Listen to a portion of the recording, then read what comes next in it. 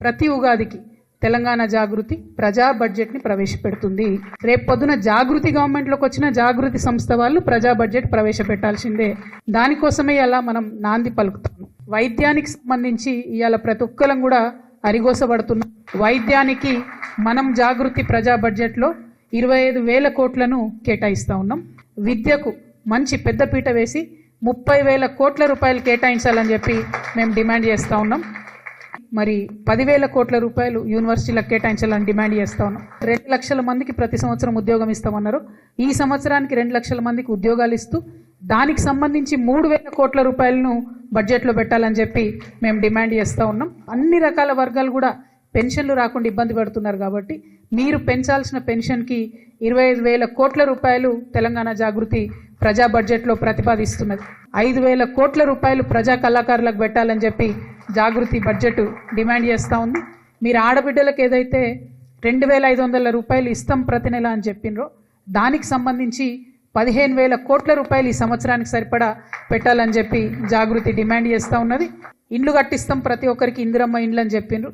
8 లక్షల ఇండ్లకు సంబంధించి 20,000 కోట్ల రూపాయలు పెట్టాలని చెప్పి ప్రజా బడ్జెట్ జాగృతి తరఫున మేము ప్రతిపాదన చేస్తూ ఉన్నాం.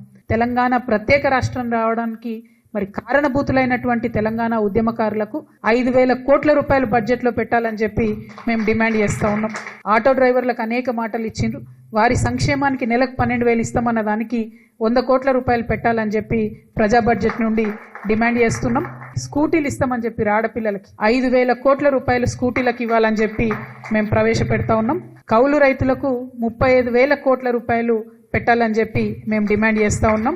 రాజీవ్ యువ వికాసం కింద అప్లికేషన్లు పెట్టుకోమని చెప్పారు. 16 లక్షల మంది ఎస్సీ, ఎస్టీ, బీసీ, మైనారిటీకి సంబంధించినటువంటి ఆడపిల్లలు, మగపిల్లలు అందరూ కూడా అప్లికేషన్లు పెట్టుకున్నారు.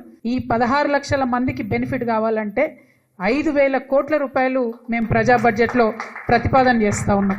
మా బీసీ బిడ్డలకు సంబంధించి 20,000 కోట్ల రూపాయలు పెడతామని మీరు మాట ఇచ్చిండ్రు. ఆ 20,000 కోట్ల రూపాయలు పెట్టాలని చెప్పి నేను ప్రతిపాదిస్తూ ఉన్నాను. 18,000 కోట్ల రూపాయలు ఎస్సీస్కి సంబంధించి బడ్జెట్ ప్రవేశపెట్టాలని ఈ ప్రభుత్వాన్ని మేము డిమాండ్ చేస్తూ ఉన్నాం. అట్లానే ఎస్టీస్కి, ఆదివాసీలకు, బంజారాలకు కలిపి వారికి హక్కుభుక్తంగా రావాల్సిన 10,000 కోట్ల రూపాయలని కూడా ఈ సంవత్సరం బడ్జెట్లో పెట్టాలని చెప్పి మేము డిమాండ్ చేస్తూ ఉన్నాం. బ్రాహ్మణ పరిషత్ను కూడా మీరు ఇగ్నోర్ చేయకుండా తప్పకుండా 1,000 కోట్ల రూపాయలు బ్రాహ్మణుల వెల్ఫేర్ కోసం కూడా పెట్టాలి. అన్ని సెక్టర్స్ మీరు ఇగ్నోర్ చేయకుండా బడ్జెట్ ప్రవేశపెట్టాలని చెప్పి నేను ఈ ప్రభుత్వాన్ని కోరుతా ఉన్నాను.